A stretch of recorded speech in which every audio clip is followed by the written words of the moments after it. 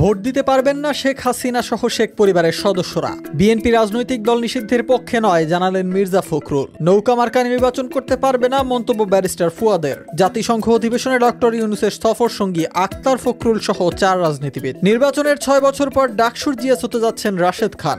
অভিনয় ছেড়ে মক্কা থেকে ধর্ম পালনের বার্তা দিলেন তামিম মৃধা।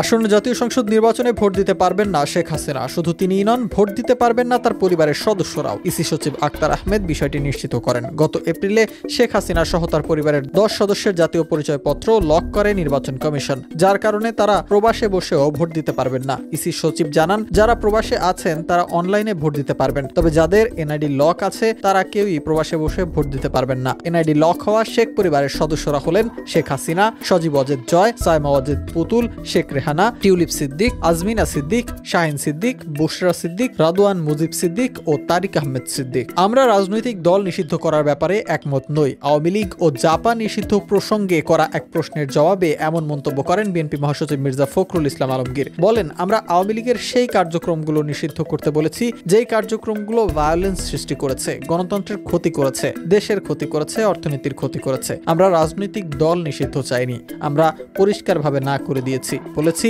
আমরা কোনো রাজনৈতিক দল নিষিদ্ধ করার পক্ষে নই। আওয়ামী লীগ বা নৌকা মার্কা নির্বাচন করতে পারবে না, এ ব্যাপারে সব রাজনৈতিক দলের একাত্মতা আছে। এবার এমন মন্তব্য করলেন ব্যারিস্টার আসাদুজ্জামান ফুয়াদ। বলেন, আওয়ামী লীগকে তার দল ও নৌকা মার্কা নিয়ে নির্বাচন করতে দেয়া হবে না। গণ অভ্যুত্থানের ব্যাপারে তারা ন্যূনতম রিগ্রেট করেনি। জাতির কাছে ক্ষমা চাওয়া, বিচারের মুখোমুখি হওয়া এবং এই প্রসেসটা শেষ না হওয়া পর্যন্ত আওয়ামী লীগ, জাতীয় পার্টি ও 14 দলের ব্যাপারে এই অবস্থানই থাকবে। এ ব্যাপারে সবার মধ্যে একাত্মতা আছে বলে উল্লেখ করেন ফুয়াদ। পিআর প্রসঙ্গে তিনি বলেন, পিআর পদ্ধতিতে যদি নির্বাচন হয় তাহলে আওয়ামী লীগ প্রচুর মেরুকরণের চেষ্টা করবে। জাতিসংঘ সাধারণ পরিষদের অধিবেশনে যোগ দেবেন প্রধান উপদেষ্টা, তবে এবার তার সফর সঙ্গী হচ্ছেন 4 রাজনৈতিক দলের নেতারা। বিএনপি মহাসচিব মির্জা ফখরুল ইসলাম আলমগীর, আন্তর্জাতিক বিষয়ক সম্পাদক হুমায়ুন কবির, এনসিপি নেতা আক্তার হোসেন এবং জামায়াত ইসলামীর নায়েবে আমির ডাক্তার আব্দুল্লাহ মোহাম্মদ তাহের। এই 4 নেতা প্রধান উপদেষ্টার সফর সঙ্গী হচ্ছেন, এমন তথ্য জানিয়েছেন পররাষ্ট্র উপদেষ্টা মোহাম্মদ তৌহিদ হোসেন।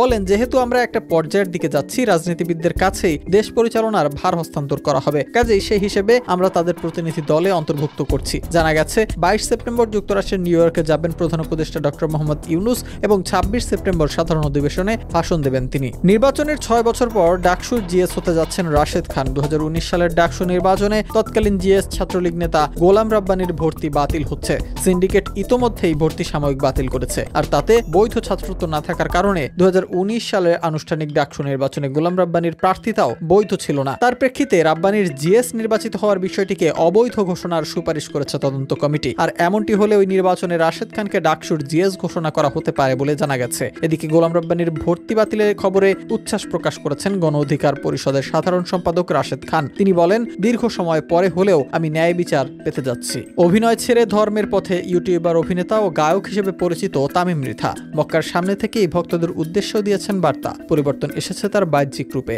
রেখেছেন লম্বা দাড়ি। তাকে প্রায় দেখা যাচ্ছে ইসলামিক বিষয়ক নানা কন্টেন্টে। সম্প্রতি পবিত্র উমরা পালনে সৌদি আরবে যান তিনি। সেখানে মক্কার সামনে একটি ছবি ফেসবুকে পোস্ট করে জানিয়েছেন নিজের অনুভূতির কথা। ক্যাপশনে তামিম মৃধা লেখেন, আমাকে অনেকেই জিজ্ঞেস করে এখন আমার রিজিকের কি অবস্থা।